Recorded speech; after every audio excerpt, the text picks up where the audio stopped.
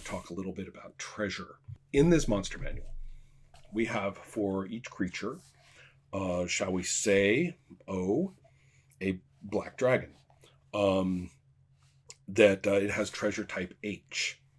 Now, associated with that is back here, this single page, which, by the way, is reproduced verbatim in the Fiend Folio, and the Fiend Folio follows pretty much the same format. Anyway, so we look down at H, and we can cross-reference. We would have 25% for a rolled amount of thousands of copper pieces, 40% for a rolled amount of thousands of silver pieces, and 40% regarding electrum, and 55% regarding a rolled amount of thousands of gold. Now, by the way, a black dragon is a very treasure-rich creature compared to many.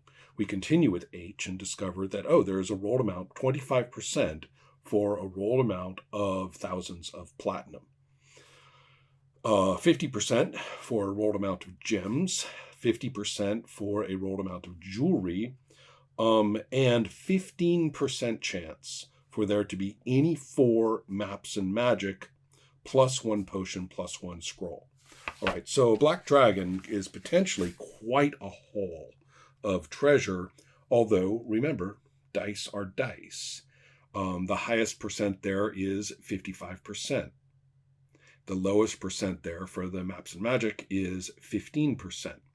And it is perfectly in the sphere of possibility that you could roll across every one of those categories and have a black dragon with no treasure.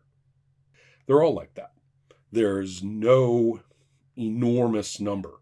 There are some in which there are no rolls, but those are only for the creatures that will have just a few coins per individual. Now, most of these other categories are far less generous than the Black Dragon's H.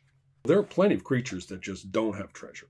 There are plenty that might, and then the numbers will tell against you, and they will have a very small amount relative to the potential. Most of them have no listing for many of the columns. Here's my point. The Monster Manual, if you go by the tables, you're going to be scraping a lot of the time. I mean, a nice haul. I mean, running into map and magic is an event. I mean, if you're going by the numbers for the most part, you're really not going to see very much of that stuff. Now, that came out in 77, and we were told that we would learn more about the maps and magic when the soon-to-be-arrived Dungeon Master's Guide would appear, which turned out to be in a little while. There's a couple of interesting things. First, along with many other sorts of tables, there is a place you go when apparently you get maps and magic. So should you, on the decided off chance, get maps and magic from the Monster Manual in the first place, then you can go to page 120. Now, this is a little odd because there's very little context for this page to just start. It starts at the top of the page of 120 on the top left, and it says treasure. And then there are all these subsections, and one is random treasure determination.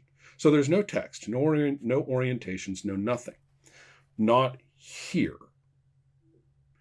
And it says first, map or magic determination. So apparently it's assuming that you got maps and magic in the Monster Manual roll. Then you come here and you find that you have 10% chance for a map and then 90% chance for magic items. Okay, so what's the difference between getting a map and getting a magic item? It's pretty profound. You go into the map section and you have a variety of nuanced chances, but the point is that it's a map to where some treasure may be. You will roll and you might get monetary treasure, you might get magic treasure. And this is, remember, this is what's promised on the map or is going to be there if they follow the map, which aren't necessarily the same things. But the monetary treasure is enormous. I mean, it's a pretty hefty It's a pretty hefty haul, much more than you would get from killing monster after monster after monster after monster and finding what they have in the monster manual. And then there's magic treasure that you might find, which is also very generous. You may find yourself getting, any 6 potions and any 6 scrolls, any 3 items, just not a sword or a potion. 1 sword, 1 armor or shield, 1 miscellaneous weapon. I mean, you can, if it's promised or implied on this map, then what you can roll for money or magic treasure, or if you're super lucky, you get to roll for both. It's a lot. I mean, it's a big wad thing. Now, bear in mind that that's if you rolled a map in your monster manual determined outcome.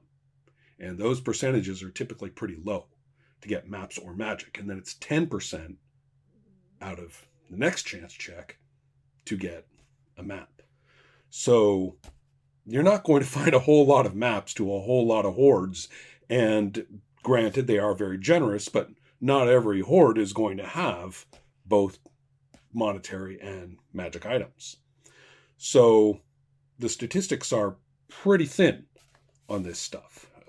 The idea is that, such an event or finding such a map and then having it be a big deal, that could be a big part of your play experience with this game. What if you get just magic item by itself, though? Remember the 90% chance for the magic item itself? Okay, you go over here where it says magic items. Now that's very distinctive from magic treasure under the map section. This is if you just get magic items.